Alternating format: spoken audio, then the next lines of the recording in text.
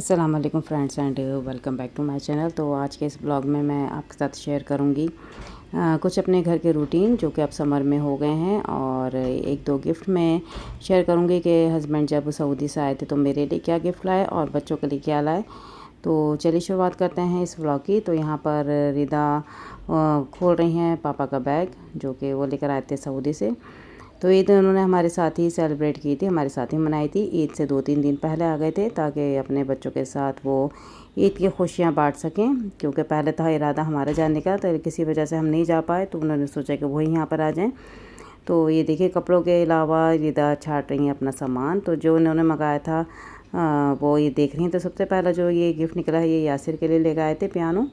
ये सेल का भी और इसमें रिचार्जेबल भी है। और ये जो दूसरा निकला है गिफ्ट ये अनाया के लिए लेकर आए थे, ये पेंसिल है।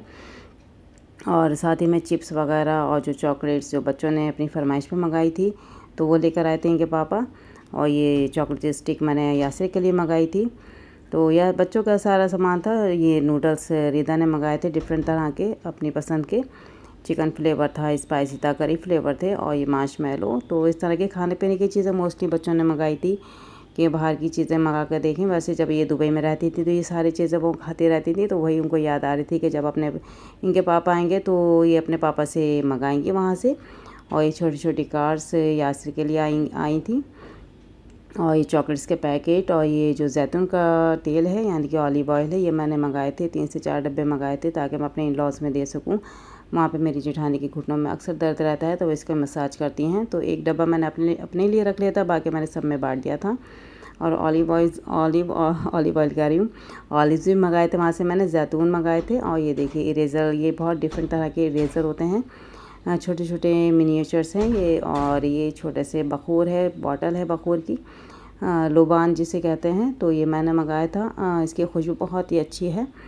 और ये जेली है कोका कोला फ्लेवर की। तो 1 बाय 1 रीदा निकाल रही हैं बैग से ताकि बैग खाली हो जाए, क्योंकि गर्मी काफ़ी थी तो मैंने सोचा कि चॉकलेट ख़राब ना हो जाए, इसलिए मैंने निकालवा ली थी ताकि मैं उन्हें फ्रिज में रख दूं और जब बच्चों का दिल चाहे निकालें और खा लें। इसमें से कुछ सामान मैं अपने इन लॉज के बच्चों को भी दूंगी, वहाँ पर जो छोटे बच्चे हैं उनको भी पैकेट बना के दिया जाएगा। तो बस मैं देख रही थी कि क्या क्या चीज़ें निकल रही हैं, तो मैं बस कैमरा लेकर बैठ गई थी और मैं शूट कर रही थी। रीदा ये भाई के बाद दिखा रही थी मुझे कि क्या क्या सामान निकला है।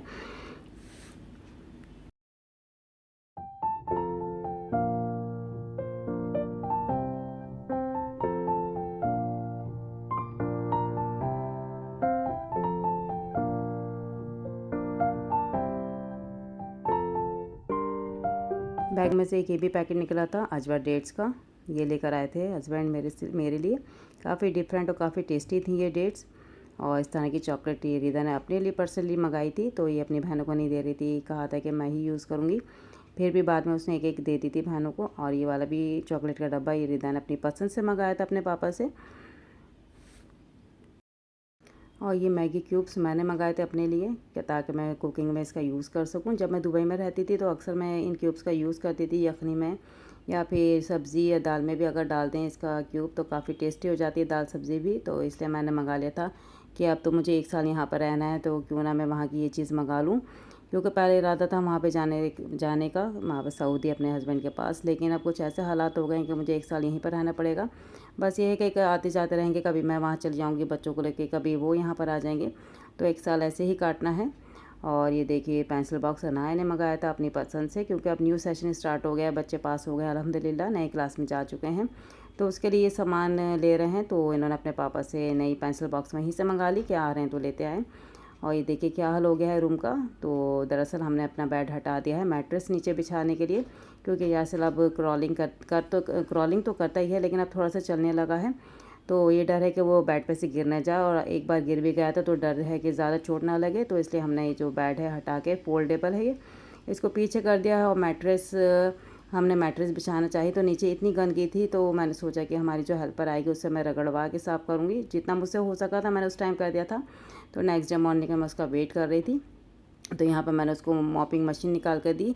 वैसे तो पहले ये इस तरह के जो पोछे होते हैं, मॉपिंग क्लोथ्स जो होते हैं, इससे पोछे लगाती थी, लेकिन मैंने सोचा कि अब इसका यूज़ ख़त्म कर देना चाहिए। अब मैं उसको ये मॉपिंग मशीन दे रखी है, जैसे कि आप देख रहे हैं स्क्रीन पर वो सफाई कर रही है। उससे 2 फ़ायदे होते हैं। एक तो ये उसके घुटनों में और कमर में भी दर्द रहता है, तो उससे बैठकर लगाया नहीं जाता, बहुत मुश्किल से लगाती है, तो उसकी हेल्प भी हो जाएगी कि वो खड़े होकर ईज़िली लगा सकती है पूरी जान के साथ। और दूसरा ये फ़ायदा है कि ये जो क्लॉथिंग मॉपिंग क्लोथ्स होते हैं, पोंछे, तो उससे ज़्यादा साफ़ नहीं हो पाता। जब आप नंगे पैर फ़र्श पर चलोगे तो आपको हल्का सा रेत रेत महसूस होता है पैरों में, लेकिन जब से ये मॉपिंग मशीन मैंने मंगाई है और इस तरह की मॉपिंग जो स्टिक्स आती है, इससे बड़ी अच्छे से क्लीनिंग भी हो जाती है और साफ़ सुथरा सा लगता है घर। और जब आप नंगे पैर चलोगे तो बिल्कुल भी एहसास नहीं होगा कि यहाँ पर कुछ चिपका हुआ है। तो मुझे काफ़ी ये इसमें डिफरेंस लगा और मैं अब जब तक ये चल रहा है मशीन, मॉपिंग मशीन, मैं इसका ही यूज़ करूँगी। पोछे को मैंने छोड़ दिया है, जब कहीं पर कुछ पानी वगैरह गिर जाएगा तो तब मैं वहाँ पे पोछों का यूज़ करूँगी। तो काफ़ी उसको ईज़ी पड़ गया है, काफ़ी खुश थी वो इसे देखकर और काफ़ी अच्छे से इसने यूज़ किया है इसका। तो अब मैं यही दूँगी इसे डेली यूज़ करने के लिए। अब देखिए बैल्कनी में भी वो सफाई कर रही है और सफाई करने के बाद उसने मेरी हेल्प की थी ये मैट्रेस बिछाने में। तो मैट्रेस बिछा के फिर मैंने इसमें चादर बिछा दी थी और यासिर को छोड़ दिया था खिलौने के साथ, ताकि वो बिजी रहे और मैं बाकी ये काम कर सकूं। तो काफ़ी खुश था। यासिर भी आराम से मैट्रेस से नीचे उतर भी सकता था और फिर चढ़ भी जाता है आराम से। और फिर जब मैं बाहर आई तो किचन में ये देखा बॉक्स, तो मैंने सोचा कि आपको बता दूं कि मैंने ऑनलाइन मंगाया था। ये 6 बॉक्सेस का एक पैकेट है, इसमें मतलब छोटे छोटे 6 पार्ट्स हैं और नीचे भी होल है, साइड में भी होल है। तो आप इसमें यह है कि जैसे कि मैंने इसमें पत्ते रख रखे हैं, पुदीना, धनिया पत्ता और अदरक को छिलकर डाल रखा है, ग्रीन चिली डाल रखी है और जो लहसुन है उसे भी मैंने छिलकर इसमें रख रखा है कि जब मुझे चाहिए होगा तो मैं इसमें से निकाल लूँगी। और इसमें ख़राब भी नहीं होता, क्योंकि इसमें होल जो बने हैं वो ये है कि मॉइस्चर को बाहर जाने देते, लॉक नहीं करते, क्योंकि जिस चीज़ में मॉइस्चर लॉक हो जाता है वो चीज़ ख़राब हो जाती है, तो इसका मॉइस्चर नहीं रहता है, सब बाहर निकल जाता है। और पत्ते भी काफ़ी दिन तक इसमें सही रहते हैं, फ्रेश रहते हैं। और फिर मैं बनाई है फिर मैं आ गई किचन में। किचन में मैंने दोनों चीज़ें कट करके रख दी हैं, बनाना और स्वीट मेलन यानी कि खरबूजा, क्योंकि सीज़न में खरबूजा, तो मैं अब इसके बनाऊंगी झटपट से आइसक्रीम। वो मैं बताऊंगी किस तरह बनाती हूँ। तो यहाँ पर मैंने 3-4 केले ले लिए थे और ये देखा आधा खरबूजा लिया था, जिसे मैंने जिप-लॉक बैग में डाल दिया है। थोड़ा मोटा मोटा काट के डाल दीजिएगा और इसे फ्रीज़ कर लीजिएगा, या तो ओवरनाइट फ्रीज़ कर लीजिएगा या 5 से 6 घंटे रख दीजिएगा फ्रीज़र में, ताकि ये बिल्कुल हार्ड हो जाए, जैसे आइस क्यूब होते हैं उस तरह के हार्ड हो जाएँ। फिर इसको हम ब्लेंड करके इसकी आइसक्रीम बनाएंगे। बहुत ही झटपट बन जाती है आइसक्रीम, बहुत बहुत मज़े की लगती है इन गर्मियों में। और ये देखिए क्लिपिंग ली गई है यासिर की झाड़ू लगाते इस समय।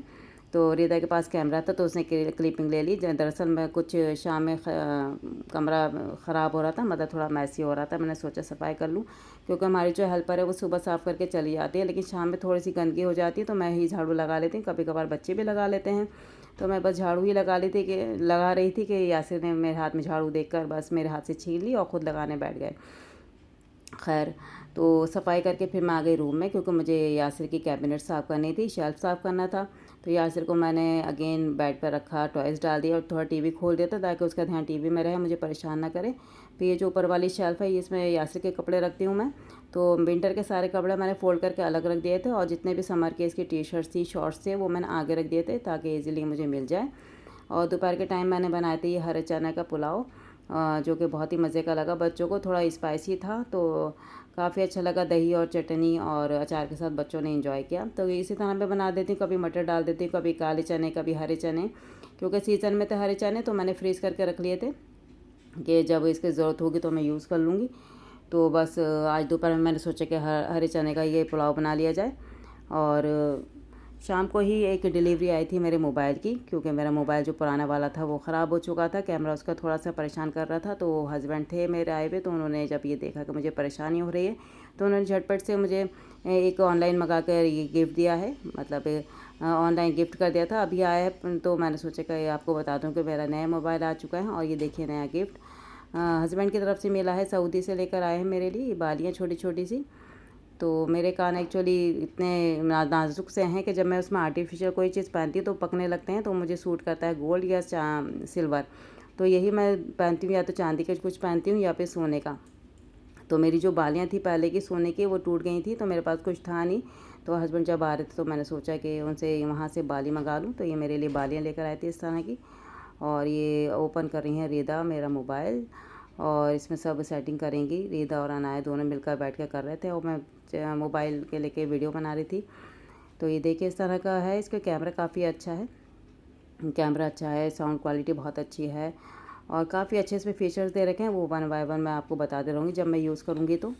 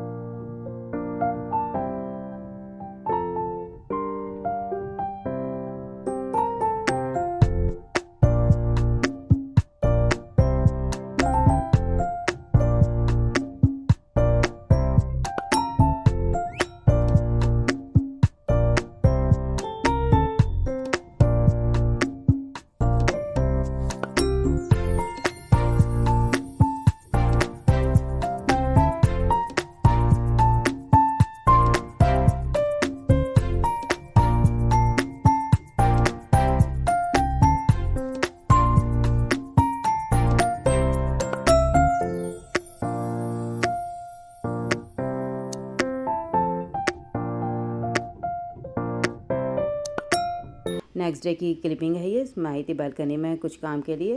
कपड़े रात को मैंने धोने डाल दिए थे। एक बेडशीट थी वो मुझे फैलानी थी ताकि बदबू ना आ जाए, क्योंकि ज़्यादा टाइम के लिए अगर हम वॉशिंग मशीन में कपड़े छोड़ देते हैं तो उसमें अजीब सी स्मेल आने लगती है।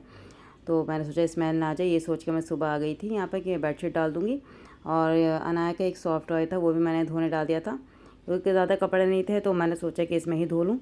काफ़ी अच्छे से वॉश हो गया था, वरना पहले मैंने हाथ से धोना था तो धोती थी तो काफ़ी टाइम लगता था और सूखने में भी काफ़ी टाइम लगता था। लेकिन ये जो वॉशिंग मशीन वाला आइडिया है बहुत परफेक्ट है सॉफ्ट टॉयज़ के लिए भी।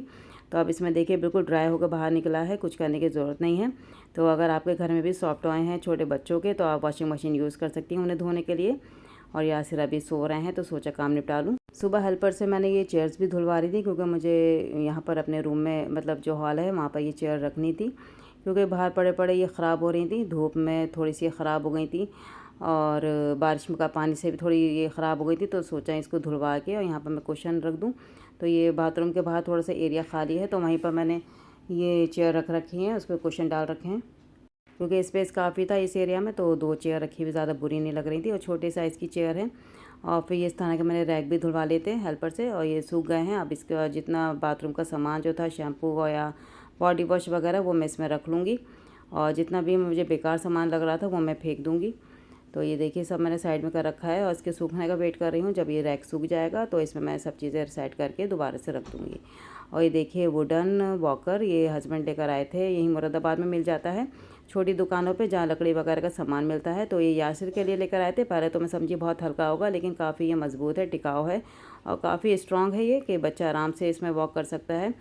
ये जैसे कि फैंसी वगैरह फैंसी जो आजकल मॉडर्न आ रहे हैं तो वैसा ही है। पहले मैं समझ रही थी कि लकड़ी का है तो हल्का होगा, तो मुझे भी ज़्यादा मैंने ध्यान नहीं दिया, लेकिन जब मैंने खुद देखा इसको यूज़ करके मतलब चला के तो काफ़ी मुझे अच्छा लगा। अब यासिर काफ़ी अच्छे से वॉक कर लेता है, बस ये है कि पीछे रहकर इसको सपोर्ट देनी पड़ती है यासिर को। और यहाँ पर मैंने ये देखिए बाथरूम का रैक जो है सेट कर दिया है। और अब मैं आ गई हूँ दोबारा रूम में। तो ये कल तो मैंने ये यासिर की शेल्फ साफ़ की थी, आज 2 शेल्फ साफ़ कर रही हूँ। एक तो ये जिसमें कुरान शरीफ वगैरह होते हैं और नीचे ये हस्बैंड का सामान रहता है यहाँ पे बिजली का, तो वो मैं सेट कर रही थी। रिदा को मैंने बिठा रखा था यासिर के पास ताकि वो यासिर का ध्यान रख सके, अदरवाइज़ वो मुझे परेशान करता। तो मैं झट झट जल्दी जल्दी सेट कर रही थी। मेरा जो कॉस्मेटिक्स था उसको मैं ऑर्गेनाइज़र में रख रही थी ताकि इधर उधर ना बिखरे, मुझे एक ही जगह सब चीज़ें मिल जाएँ। और जितनी भी धूल मिट्टी थी सब मैंने क्लीन करके, जो डिस्कार्ड करना था वो मैंने डिस्कार्ड कर दिया, जो काम की चीज़ थी वो मैंने रख ली है। तो इसी तरह मैं अब डे बाय डे सफाई करती रहूँगी और जो काम की चीज़ है वो रखूँगी, जो बेकार है वो फेंक दूँगी या फिर